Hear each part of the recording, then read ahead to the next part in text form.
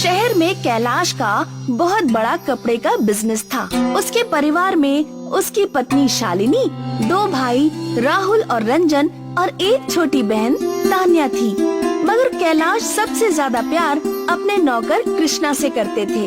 कृष्णा उनका वफादार नौकर था। वो कृष्णा को अपना छोटा भाई मानते थे। कृष्णा अपने मालिक कैलाश के हर काम में हाथ बटाता था। मगर कैलाश के 2 छोटे भाई कोई काम धंधा नहीं करते थे।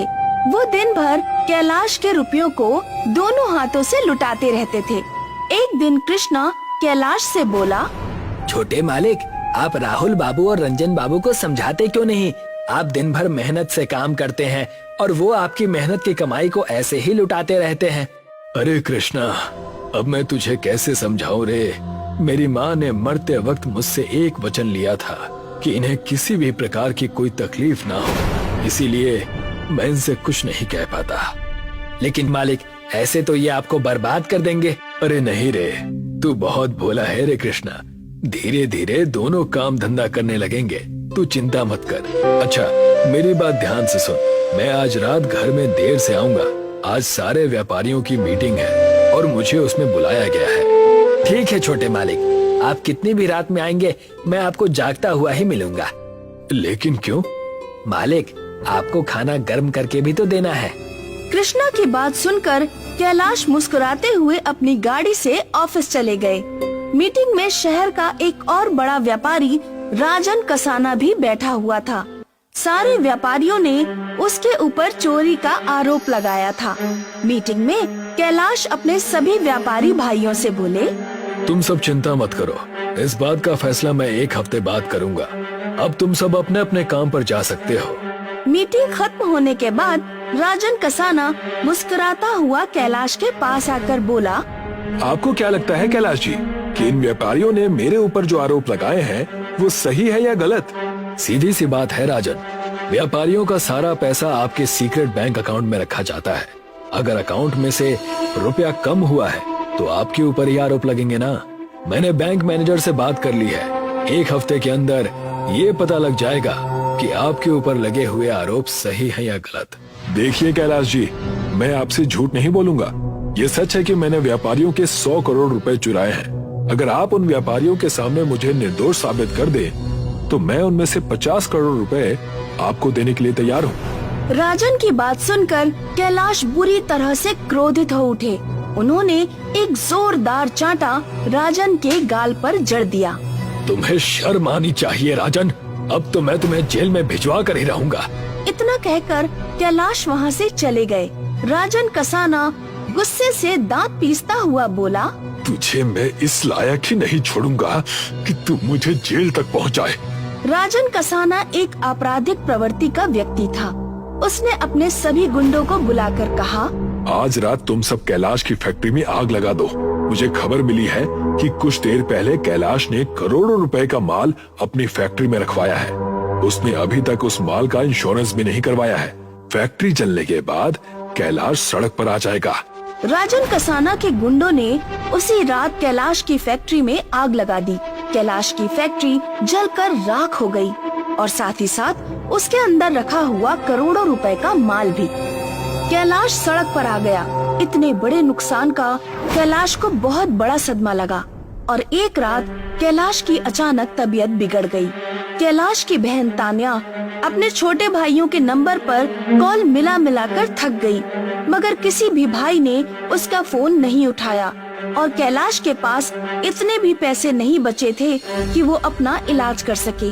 कुछ ही देर में कृष्णा कुछ पैसे ले आया। डॉक्टर को दिखाने के बाद कैलाश ने अपने नौकर कृष्णा से कहा, कृष्णा, तेरे पास ये पैसे कहाँ से आए? मेरे पास तो फूटी कौड़ी भी नहीं है। क्या तू किसी से उधार मांग कर लाया है? नहीं बड़े मालिक, जब आपकी तबीयत ज्यादा खराब हो गई तो मैंने रंजन बाबू की जेब से कुछ पैसे निकाल लिए थे। मैंने उन्हें कुछ पैसे अपनी जेब में रखते हुए देखा था। कृष्णा ने ये बात बोली ही थी कि तभी कैलाश के दोनों भाई गुस्से से आकर बोले, इसने चोरी की है भैया। तेरी हिम्मत कैसे हुई मेरी जेब से पैसे निकालने की? बड़े मालिक की अचानक तबीयत खराब हो गई थी, मैंने इसी वजह से आपकी जेब से पैसे निकाल लिए। मेरे पास इतने फालतू पैसे नहीं हैं कि मैं इनके इलाज पर पैसे खर्च करूं। आइंदा मेरी जेब में हाथ मत डालना। ये कैसी बातें कर रहे हैं आप रंजन बाबू? जब बड़े मालिक का समय अच्छा था तो आपने उनकी दौलत दोनों हाथों से लुटाई, और आज जब उनका बुरा समय आया तो आप उनके इलाज के लिए थोड़े से पैसे भी खर्च नहीं करना चाहते। मैंने अपनी आंखों से कई बार आपको बड़े मालिक के जेब से पैसे निकालते हुए देखा है, और जब भी मैंने बड़े मालिक से इस बात की शिकायत की तो उन्होंने हमेशा मुस्कुराकर टाल दिया। मुझसे जुबान लड़ाता है, बदतमीज नौकर! रंजन ने कृष्णा को बुरी तरह से पीट दिया। बड़े मालिक, ये मुझे मार रहे हैं, आप इनसे क्यों नहीं कुछ कहते? तुमने चोरी की है कृष्णा, इसी वक्त मेरे घर से निकल जाओ।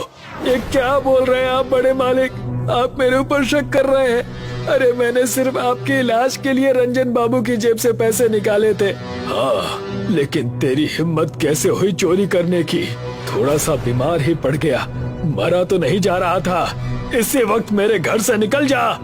कैलाश ने कृष्णा को धक्के देकर घर से बाहर निकाल दिया। कृष्णा आंखों में आंसू लिए चीखते हुए बोला, हाँ जा रहा हूँ, और कभी भी इस घर में दोबारा कदम नहीं रखूंगा बड़े मालिक। बड़े मालिक, रंजन बाबू ने जब मुझे थप्पड़ मारा तो मुझे इतना बुरा नहीं लगा जितना आपके इस धक्का देने से बुरा लग रहा है। आज मुझे ये दुनिया समझ में आ गई है। बड़े मालिक के नौकर चाहे कितना भी बड़ा क्यों ना हो जाए, उसका सर मालिक के जूतों से हमेशा नीचे ही दबा रहता है। इतना बोलकर कृष्णा कैलाश के घर से बाहर निकल गया और गुस्से से एक फुटपाथ पर जाकर रोने लगा कि तभी एक व्यक्ति दौड़ता हुआ उसके नजदीक आकर गिर गया। वो व्यक्ति बुरी तरह से हाँफ रहा था, उसके शरीर से खून बह रहा था। ये तुम्हें क्या हुआ? तुम्हें तो गोली लगी है। वो व्यक्ति एक छोटी सी शीशी और एक बड़ी सी फाइल कृष्णा को पकड़ाते हुए बोला, मैं एक साइंटिस्ट हूँ, मेरे पीछे कुछ लोग लगे हुए हैं। तुम मुझे यहाँ के मालूम नहीं पड़ते, तुम गाँव के मालूम होते हो। लेकिन ये है क्या? इस शीशी में तैयार किया हुआ एक ऐसा फॉर्मूला है कि जिससे तुम हीरे के कटहल उगा सकते हो, और इस फाइल में उसका फॉर्मूला भी लिखा हुआ है। तभी कुछ लोग हाथ में बंदूक पकड़े हुए कृष्णा की तरफ दौड़ते हुए आने लगे। कृष्णा वहाँ से भाग गया और सीधा अपने गांव पहुँच गया। कृष्णा की थोड़ी बहुत खेती पड़ी हुई थी।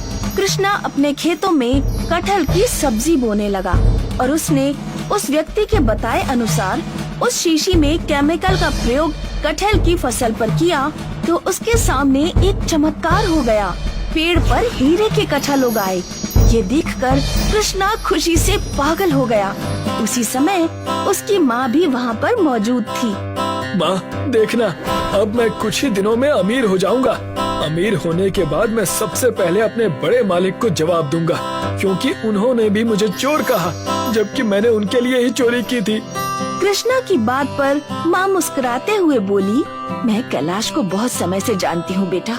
जब तू बहुत छोटा था तब वो तुझे बड़े प्यार से यहाँ से ले गया था। उस बेचारे ने तुझे इस वजह से घर से निकाल दिया कि वो गरीब हो गया था। उसे बिल्कुल भी पसंद नहीं आया था कि उसके छोटे भाई ने उसके सामने तुझे हाथ लगाया। इसीलिए उसने तुझे अपने पैरों पर खड़ा होने के लिए घर से बाहर निकाल दिया। अपनी माँ की बात सुनकर कृष्णा गहरी सोच में पड़ गया। अब समझ में आया माँ कि जाते हुए बड़े मालिक रो क्यों रहे थे। तू चिंता मत कर, मैं सब कुछ ठीक कर दूंगा। कृष्णा ने सारे हीरे के कटहल बेच दिए और बहुत अमीर हो गया। लेकिन जब वो कैलाश के घर पर गया तो उसे पता चला कि कैलाश की पत्नी मर चुकी है और कैलाश के भाइयों ने उसे धक्के देकर घर से बाहर निकाल दिया है और कैलाश का घर भी बिक चुका है। कृष्णा ने पूरे शहर में कैलाश और तान्या की तलाश शुरू कर दी। तलाश करते करते वो कैलाश की फैक्ट्री में गया।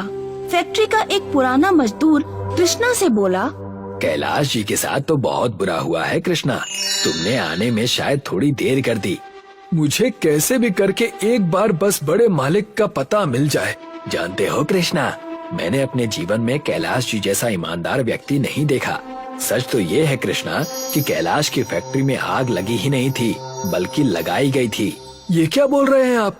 मैं बिल्कुल सही कह रहा हूँ कृष्णा, वो किसी और ने नहीं बल्कि राजन कसाना ने लगाई थी। बस एक चीज मेरी समझ में नहीं आती कि आखिर वो फैक्ट्री में आग लगाने में वो कामयाब कैसे हो गया। मैं कुछ समझा नहीं। क्योंकि कैलाश जी ने अपने फैक्ट्री में कुछ ऐसे गैजेट लगवा रखे थे कि अगर फैक्ट्री में कोई स्मोकिंग भी करता तो खतरे के सायरन बज उठते, मगर उस रात नहीं बजे। भगवान राजन कसाना को कभी क्षमा नहीं करेगा। इतना कहकर वो मजदूर वहाँ से चला गया, मगर कृष्णा ने अपनी तलाश जारी रखी। एक दिन कृष्णा अपनी कार में कैलाश को ढूंढता फिर रहा था। तभी उसकी नजर रंजन और राहुल पर गई, जो कि कैलाश के सबसे बड़े दुश्मन राजन कसाना के साथ बैठे हुए थे। कृष्णा उनकी कार का पीछा करते करते उनके ऑफिस तक पहुंच गया और चुपके से उनकी बातें सुनने लगा। रंजन और राहुल राजन कसाना से बातें कर रहे थे। मान गए आपको राजन कसाना जी, आपने भैया की फैक्ट्री में आग लगवा दी और भैया को भनक भी नहीं लगी कि वो आग आपने लगवाई है। कैलाश को तो ये भी नहीं मालूम है कि उनकी फैक्ट्री में आग लगाने में मदद करने वाले उनके ही दोनों भाई हैं। 50 करोड़ की रकम के लिए तो कोई सगा भाई भी अपने भाई को मार सकता है, और फिर तो कैलाश हम दोनों का सौतेला भाई था। तभी कृष्णा उन तीनों के सामने आकर खड़ा हो गया। वो तीनों कृष्णा को देखकर बुरी तरह से घबरा गए। कृष्णा, तूने ये महंगे कपड़े कैसे पहन लिए हैं? क्या कहीं से चुरा कर लेकर आया है? चुरा कर नहीं रंजन बाबू, बल्कि अपनी मेहनत से कमाए हैं। और तुम दोनों क्या जानो मेहनत करना। तुमने तो सिर्फ अपने बड़े भाई की दौलत को दोनों हाथों से लुटाया है, लेकिन तुम दोनों इतना नीचे गिर जाओगे ये मैंने कभी सपने में भी नहीं सोचा था। अरे कोई सगा भाई भी अपने भाइयों के लिए इतना नहीं करता जितना बड़े मालिक ने तुम दोनों सौतेले भाइयों के लिए किया। हाँ, तो तू हमारा क्या बिगाड़ लेगा? फिलहाल मुझे सीधी तरह से ये बता दो कि बड़े मालिक कहाँ है। हमें नहीं पता वो कहाँ है। अगर ढूंढना ही है तो जाकर उन्हें किसी मंदिर के बाहर ढूंढ। दोनों बहन भाई भीख मांग रहे होंगे। तुम दोनों का मैं चाह कर भी कुछ नहीं कर सकता, क्योंकि बड़े मालिक तुम दोनों से बहुत ज्यादा प्यार करते थे। तुम्हें तुम्हारे किए की सजा ईश्वर देगा, लेकिन राजन कसाना, जिस दिन मुझे बड़े मालिक मिल गए ना, उसी दिन मैं तुझे तेरे किए की सजा दूंगा। इतना कहकर कृष्णा गुस्से से बाहर निकल गया। कृष्णा ने पागलों की तरह कैलाश की तलाश जारी रखी। कुछ महीनों बाद कृष्णा एक मंदिर में पहुंचा। उसने देखा कैलाश और उसकी छोटी बहन तान्या मंदिर के बाहर बैठे हुए थे। ये देखकर कृष्णा की आंखों में आंसू आ गए। वो दौड़ता हुआ कैलाश के पास पहुंच गया। मैं आ गया मालिक, मुझे माफ कर देना। मैं आपके थप्पड़ को समझ नहीं पाया, मैंने आपको गलत समझा। कृष्णा को अमीर देखकर कैलाश की आंखों में खुशी के आंसू आ गए और तान्या के भी। तेरे जाने के बाद मेरी पत्नी भी मुझे छोड़कर चली गई कृष्णा, और मुझे कुछ दिन पहले पता चला कि मेरी फैक्ट्री में आग मेरे ही भाइयों ने लगवाई थी, और भगवान ने उन्हें इस बात की सजा भी दे दी। वो दोनों परसों एक रोड एक्सीडेंट में मारे गए। शायद आपको पूरी बात नहीं पता बड़े मालिक, इस खेल का असली सूत्रधार राजन कसाना था। उसने ही रंजन बाबू और राहुल बाबू को भड़काया और उन दोनों को 50 करोड़ का लालच देकर आपकी फैक्ट्री में आग लगवाई। असली मुजरिम राजन कसाना है। तभी अचानक कैलाश लड़खड़ाते हुए जमीन पर गिर गया। ये देखकर कृष्णा और तान्या बुरी तरह से घबरा गए। आप चिंता मत कीजिए मालिक, मैं आपको अभी और इसी वक्त अस्पताल ले चलता हूँ। नहीं कृष्णा नहीं, तू बिल्कुल सही समय पर आया है। दरअसल मुझे कैंसर हो गया है, अब मैं नहीं बचूंगा। लेकिन मेरे जाने के बाद तू तान्या का ख्याल रखना, उससे शादी कर लेना और राजन कसाना को छोड़ना मत। इतना कहकर कैलाश ने दम तोड़ दिया। कृष्णा ने कैलाश का अंतिम संस्कार कर दिया और उसी दिन तान्या से विवाह भी कर लिया। कृष्णा अब बहुत अमीर व्यक्ति बन चुका था। कृष्णा ने ठीक राजन कसाना की तरह उसकी ही फैक्ट्री में आग लगवा दी। राजन कसाना भी सड़क पर आ गया, मगर वो इस सदमे को बर्दाश्त नहीं कर सका और पागल हो गया। कुछ दिनों बाद कृष्णा अपनी पत्नी तान्या को लेकर अपने गांव चला गया और वहाँ एक कोठी बनवाकर रहने लगा। कृष्णा आज भी हीरे के कटहल उगाता है।